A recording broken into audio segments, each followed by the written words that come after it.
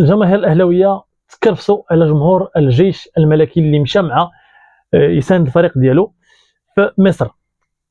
تفاصيل ديال هذه الكارثه اللي غنشوفوها يعني في فيديوهات، وتفاصيل هذه الاحداث غنشوفوها ان شاء الله باذن الله كاملين في فيديو. ندوزو معنا يلا.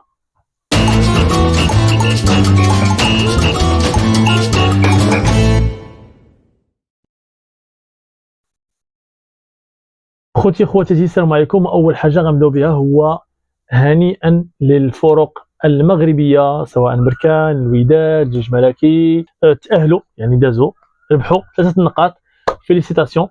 رغم ان هاد المشاكل كاملين او لا يعني الاعتداءات اللي تعرضت لها الجيش الملكي خصوصا والطاقم التقني للجيش الملكي وكذلك جمهور الجيش الملكي اللي مشى ساند الفريق ديالو. خليكم على فيديو نشوفوا الطاقم التقني بعدا اللي تعرضوا للهجوم ديجا في الدخله. شوفوا لا فيديو ونرجعوا.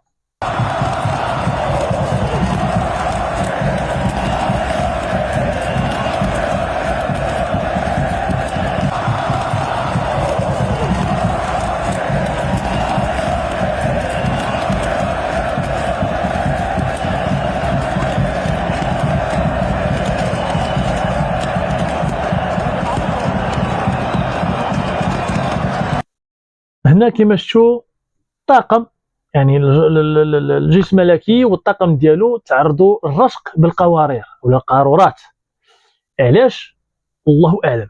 واش باش يستفزوهم، واش باش يديكونسونطريوهم على الماتش ديالهم اللي كان زعما عسكري ومعايا في هذه القناه هذه. معليه اللي خلينا في كومونتير شنو كان واقع بالضبط في مصر، ومازال غادي نقلبوا على الاحداث. وحاليا كنقولوا بانه راه ماشي غير يعني الطاقم اللي تعرضوا لهذا الابتزاز، ولكن كذلك وسط المربع الاخضر تعرضوا لعدم يعني احترام الخصم. شوفوا في المباراه اشنو غادي يوقع يعني اللاعبي الجيش الملكي. شوفوا اللقطه ونرجعوا ان شاء الله باذن الله.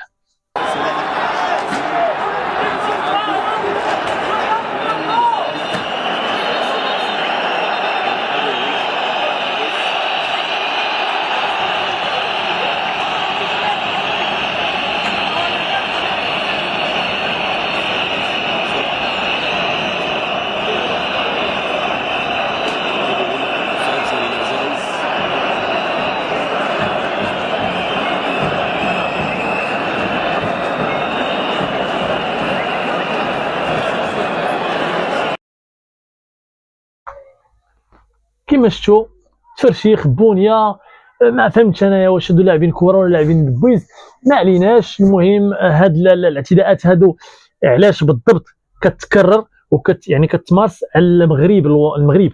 واش المنتخب الوطني المغربي واش هدرش، واش القجع ساكت على خزيت، شنو البروجي اللي جايين من بعد الله اعلم. خواتاتي شوفوا اشنو غادي يديروا الجمهور من بعد نهايه المباراه بين داك شويه ديال الجيش الملكي وكذلك الاهلاويين اللي كانوا محيحين بكثره حيت لاعبين عندهم. اخوتي انا عاد قلت انا رجاوي، ولكن ضرني خاطري من جهه هذاك الشيء اللي كان واقع في التيران. شوفوا لا فيديو ونرجعوا اخواني اخواتي.